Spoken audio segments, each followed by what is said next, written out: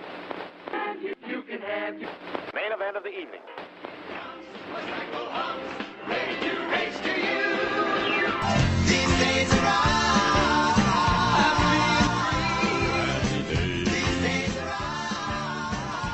Hello and welcome to These Days Are Ours, a Happy Days podcast. I'm Peter. And I'm Joe. And today, you will be discussing Season 6, Episode 4, Fonzie's Blindness. Okay, Peter, tell us what happens in Fonzie's Blindness. We open at Arnold's, where Al is busy serving assorted hungry teens, including Richie. Ralph and Potsy show up, wearing tank tops and boasting about how they've joined the college weightlifting team. Muscles! Nobody's throwing sand at their faces anymore. Fonzie arrives, and in an incredibly unconvincingly choreographed moment, Al accidentally hits him in the face with his metal tray. Fonz, I'm sorry. Richie escorts the dazed Fonzie to a booth, while Al apologizes profusely. Fonzie almost misses the seats and sits on the floor, and Richie suggests Fonzie go to the doctor, just as a precaution. Fonzie hates the idea. Look, I ain't going to see no doctor. If I need a doctor, I go to a doctor. Until he reaches for a girl and grabs Al instead, and immediately changes his mind. Get me to a doctor right now. That night at the Cunningham house, Marion is worrying about Fonzie when he and Richie finally get back from the doctor, with Fonzie wearing large sunglasses. He insists that he's fine, just having some trouble making out shapes. Then he mistakes Howard for Marion. He does manage to jump into a chair without landing flat on the floor, though. Right now, Fonzie just needs to take it easy and let his eyes heal. The next morning, Richie is visiting Fonzie in his apartment, trying to make small talk. Well, ready to start off the morning with a good hearty breakfast? Fonzie is taciturn. Richie is about to head back downstairs for breakfast, promising to bring Fonzie back some coffee, when Fonzie tells him not to leave. He admits he's scared. Richie is initially amused. The Fonz? Admitting he's scared? Until Fonzie reveals that he's blind.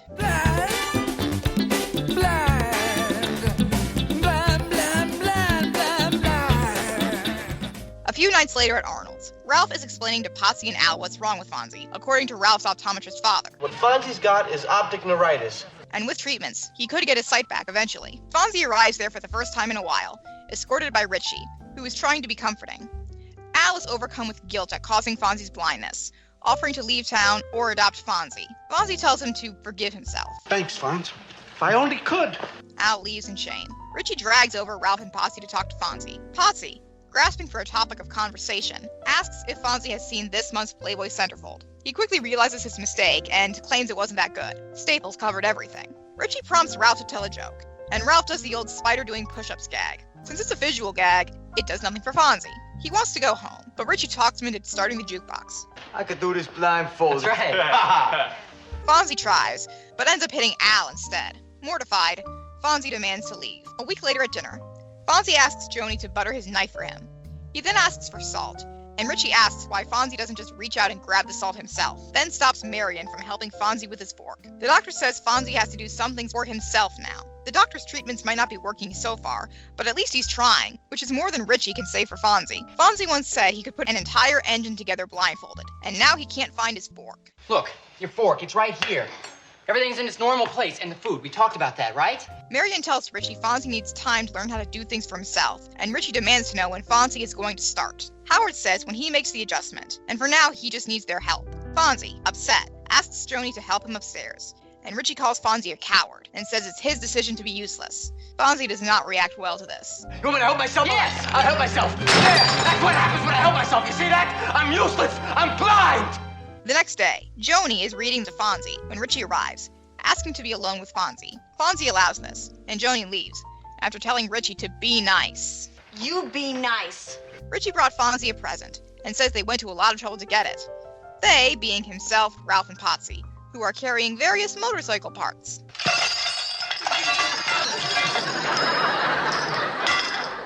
Once Fonzie realizes who exactly is there, Ralph and Potsy claim it was all Richie's idea and run away. Fonzie realizes what Richie has done, and as Richie leaves, Fonzie shouts that he hates Richie's guts. He feels around the various parts and asks God how he could do this to him, God's favorite person. How could you do this to me, huh? I thought I was your favorite person. His mood shifts, however, when he identifies the carburetor, then the tube filter. He fits them together, then goes to get his toolbox. Richie, watching through the window, smiles. Once Fonzie has his entire bike back in its proper form, Richie returns. Fonzie apologizes, sort of. It's a great expression, you know? When the going gets tough, the tough get going. Yeah, it is. You know, I wish I'd said it. You did. Thanks. And thanks, Richie. He's still got a life ahead of him. Richie returns his leather jacket to him at Fonzie's request, and reassures Fonzie that he won't be alone when Fonzie admits he's still scared. There are organizations in Milwaukee that help people like him, and a family downstairs. Fonzie invites Richie to Arnold's, then tells him that if he ever does that to Fonzie's bike again, Fonzie will disconnect his freckles. Some time later, Marion is approvingly commenting on Fonzie's progress with his cane. The instructor said he's learning so fast he's already getting around with his cane. Huh. And girls, too. Then Fonzie comes home, throws away his cane, and reveals he can see again, thanks to the doctor's treatments. He thanks the Cunninghams and says he's very grateful they're all a part of his life. Later, the Cunninghams are celebrating when there's a knock at the door. Ralph and Potsy. Richie shuts the door and tells Fonzie not to kill them. Fonzie says to let them in, and Ralph and Potsy carry in more parts. And we got a surprise for you. Hey, that's great, because I got a surprise for you, too. Because they took Fonzie's bike apart again for more therapy. Fonzie calmly reveals that he can see again. Ralph and Potsy run away, and Fonzie strolls after them. Thank you so much, Peter. That was Fonzie's Blindness, which first aired back on September 26, 1978. That night, Happy Days was the lead into a brand new Laverne and Shirley, in which Shirley's boyfriend makes her participate in a robbery. CBS had a new episode of The Paper Chase, in which Professor Kingsfield forces James Hart to deliver an oral report to the class. And on NBC, there was a new episode of Grandpa Goes to Washington, in which Grandpa tries to introduce a bill that would prevent federal employees from being fired for living together without being married. So of those choices, Peter, what are you watching? I'm watching Grandpa Goes to Washington, because I appreciate that it's taking the stance that it's okay to live together if you're not married. I didn't realize that that was such a taboo as late as 1978, or that you could be fired for being a federal employee who was living together. You're learning things, and it's all thanks to Grandpa Goes to Washington. Fonzie's Blindness was directed by Jerry Paris, and it was written by Ron Levitt and Richard Rosenstock, two newcomers to Happy Days. Ron and Richard were both at the beginnings of their TV careers. Ron became a writer and producer on Laverne and Shirley. He also worked on The Jeffersons for several seasons, plus Silver Spoons and It's Your Move. But he's best known today as the co-creator of Married with Children.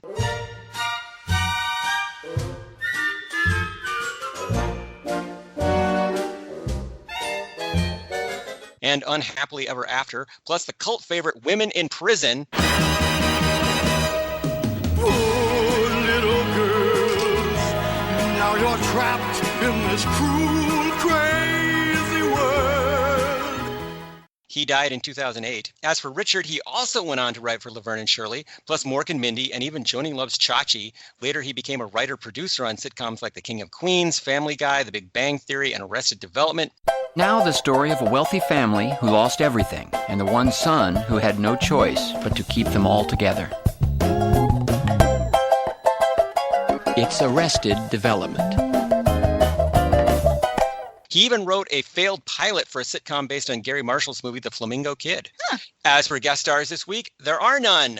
I'm guessing this was a particularly cheap episode to offset the cost of Westward Ho. There was Helen, the girl who was dating Fonzie in this episode, who only appeared in one scene and didn't say or do anything. I don't count those characters because if they don't have lines, they don't actually get an on-screen credit. Fonzie has at least 2 or 3 non-speaking female companions in this episode. This episode is kind of heavy on that. And we don't actually get any other sets than the ones that we are normally used to. They don't even show the doctor's office. Didn't even have Ralph's dad show up, even though he gets mentioned. As for songs this week, it was mostly replacement music in my copy of the episode. But Al Molinaro briefly performs Shaboom. Shaboom, shaboom. Cunningham? It was a number 9 hit for the Chords in 1954. A Canadian group called the Crew Cuts had a number 2 hit with it that same exact year. It's a very Pat Boone-ified cover. If you want to hear the difference between black and white music in the 1950s, just hear the 2 versions of Shaboom. As for cultural and historical references this week, Adam and Eve on a Raft is a prime example of so-called diner lingo. Clarence! Adam and Eve on a raft! These are slang terms used by restaurant waitstaff to communicate orders to cooks, often in a humorous or ribald way. The tradition may go back as far as the 1800s, but it was most prominent in America between the 1920s and the 1970s. In reality, the term Adam and Eve on a raft means 2 poached eggs on toast. I don't know if diner lingo is actually still used. I don't think it is anymore. I think it kind of has been phased out. Capitalism is crushing everything that isn't a massively powerful corporation, so diners are not doing super great these days. Give me a crippled beef on a load of hay. combo rye and a bottle of ale. Coming through with a slab of moo and a boogie-woogie blue plate. The University of Wisconsin-Milwaukee does not seem to have a weightlifting team. Yeah, we tried out for the weightlifting team. But it does have weightlifting facilities. Potsy's line, "No one's going to throw sand in our faces anymore," is a reference to the many print advertisements by bodybuilder Charles Atlas. These ads, memorably formatted as comics, appeared in comic books from the 1940s onward, in fact, well past Charles Atlas's death. They're not quite as mimetic as the Hostess fruit pie ads, but they are pretty great. Famously, they would be riffed on by Grant Morrison for their character Flex Mentallo, the hero of the beach, who can warp reality by flexing. Our hometown hero, Flex Mentallo, has done it again, folks. Oh, boy. They're also referenced very heavily in the Rocky Horror Show and the Rocky Horror Picture Show. There's a whole song about them. A weakling weighing 98 pounds got sand in his face when kicked to the ground. Happy Days science time. Do carrots actually improve eyesight? I don't know. In a way, yes, they do. Because carrots are rich in beta-carotene. They help the body produce vitamin A, which helps you see better in low light. I don't know what the hell Richie is drinking, though, because real carrot juice is orange, not the grayish-brown sludge that he has in his glass. The expression, "another day, another dollar." Another day, another dollar. Of course, I'm not working, so nobody's actually giving me $1, but you know what I'm saying. Dates back to the late 1800s, and it was used by sailors who really were paid $1 a day for their services. Fonzie's condition is called optic neuritis, which is relatively rare. It's caused when swelling or inflammation damages the optic nerve. It does not necessarily mean permanent vision problems. In many cases, with steroid treatments, it can be cured within a few weeks or months. It is not caused by getting hit in the face with a tray. In fact, it's usually a symptom of some other ongoing medical condition, such as MS or lupus. Lupus? Is it lupus? The first time around I watched this, I wondered if it was going to be a reference to the episode where Fonzie's eyesight was getting worse, so he had to wear glasses temporarily, but nope, he just gets hit in the face and boom, he has degenerative eye disease. What I think was that the writers were looking for something that could damage your vision but might be temporary, and they hit upon this optic neuritis, but they didn't bother looking any further than that to find out what actually causes optic neuritis. It's definitely not getting hit in the face with a restaurant tray. And may I just say that the scene where Al hits Fonzie in the face is just so awkward and unconvincing. It is not even remotely believable. One of the chief weaknesses of the episode is that the accident between Al and Fonzie is staged so unconvincingly. This minor fumble appears very unlikely to cause blindness, and if it did, Fonz should certainly consider legal action against Arnold's to cover his medical expenses. Yeah, but he doesn't, because Fonzie is a good dude. As for more cultural and historical references this week, Playboy magazine has been publishing its famous centerfold since 1953. You see the new Playboy centerfold? It wasn't very good, you know. Fat staples covered everything. Since these fold-out pictures were attached to the spine of the magazine, they had staples running through the middle of them. Playboy finally fixed that problem in 1985. What did you use to kind of cover up in your centerfold? The staple was sufficient. The exact origin of the phrase, "when the going gets tough, the tough get going," is unknown, but it seems to come from American football in the 1950s. It's been attributed to a number of coaches from that era, including John Thomas, Francis William Leahy, and Newt Rockne. When the going gets tough, the tough get going. Joni reads Fonzie the comic strip Blondie. In the first panel, Dagwood is stretched out on the couch sleeping. This domestic comedy was created by cartoonist Chick Young in 1930, and it's been running ever since. Blondie Boopadoop was originally a single woman, but in 1933, she married Dagwood Bumstead and started a family. Dagwood ultimately took over the strip with Young and his successors, writing many, many jokes about Dagwood's clumsiness, laziness, and love of giant sandwiches. You a fan of Blondie? When I read the comic strips as a kid, it never really caught my eye the way stuff like Calvin and Hobbes did. I guess it always just kind of depressed me that the strip is named after Blondie, but it's about her husband instead. The creators just have no interest in her outside of her marriage, which is a bummer. You have to think of Dagwood as being sort of the Fonzie of Blondie. Basically, it was. Point. Joni mentions the Katzenjammer Kids. It's the Katzenjammer Kids who saw the logs. Right. Okay. One of the very first newspaper comic strips ever. It was created by Rudolph Dirks in 1897. It went through a variety of authors and was finally canceled in 2006. It's still in reruns. It centers around two mischievous boys with heavy German accents. Look, Fritz, Mama puts the pies out to cool. Wrong, Hans. Mama puts the pies out for us. And off we go. Our paper never ran the Katzenjammer Kids, and so I never actually saw it until I grew up. It's another strip that I don't understand how it ran for over 100 years. If it started 100 years ago, they had different standards of humor back then. You could just be a mischievous little boy with a German accent that would have been hilarious to a large contingent of Americans. Richie is again reading the Milwaukee Journal, which seems to be the paper of record on Happy Days. The headlines say, official backs cuts for county general and priest dies after surgery. I don't know who the priest was, but county general was a real Wisconsin hospital that closed for budgetary reasons in 1995, and it was demolished in 2001. And on their coffee table, the Cunninghams have a travel magazine called Holiday. Going on a holiday. Going on a holiday. Hey there, what do you say? We're going on a holiday. Specifically, this is the October 1956 issue with stories about Iowa, the heart of America's heartland, the Rio Grande, our most romantic river, Yankee Stadium, Naples, and the Bushmen of Africa. The cover offers a nice view of the Iowa State Fair. Holiday magazine went under in 1977. Other observations this week. We are several episodes into season 6, and Chachi has yet to appear. Yeah, Why are we it's this lucky? so nice. Why are we this lucky? In reality, Scott Baio was filming Who's Watching the Kids for NBC and was temporarily not available for Happy Days. So just think, if Who's Watching the Kids had actually been a hit, that could have been the end of Chachi. Yeah, and it also would have been the end of Lori Beth because Linda Goodfriend was also a cast member on Who's Watching the Kids. Here comes a daydream, drifting down on you. Reach out and take it, make it all come true. There is a weird continuity error involving the gravy boat with a glass of carrot juice in it. The gravy. Well, that was a really nice toast. Thank you. Arthur. It's already on the counter before Marion and Joni move it there. I think what they did was they took a reaction shot of Howard out of context. The episode is marked by wild tonal shifts. At first, Fonzie's blindness is used as an excuse for some Mr. Magoo type shenanigans. That's him! Magoo! Get him. If he falls, the company falls. And then we're supposed to take it seriously just a few minutes later. Yeah, this episode is weird. This episode was written by a couple of newbies, and maybe they were just getting a handle on this TV writing thing, and maybe they didn't really know how to write something with a more consistent tone or a consistent approach. I'm going to chalk this up to just a learning curve. Yeah.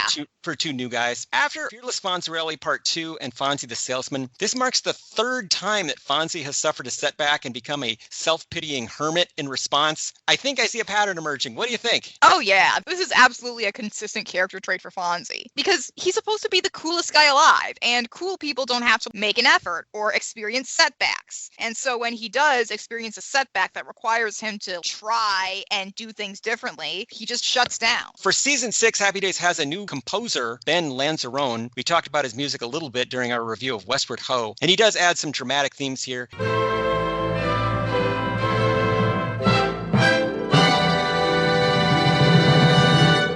As well as some new transitional music between scenes. I kind of missed some of the old transitional music from the first few seasons. Mm-hmm. I don't think this stuff has the same kind of character as the earlier stuff with the doo-wop. Maybe it'll grow on us. And Fonzie talking to God and considering himself to be God's favorite are elements that we've seen before. Good on the new writers for remembering that. When the blinded Fonzie kneels over his disassembled motorcycle, I could not help but think of the book of Job. He poureth contempt upon princes, and weakeneth the strength of the mighty.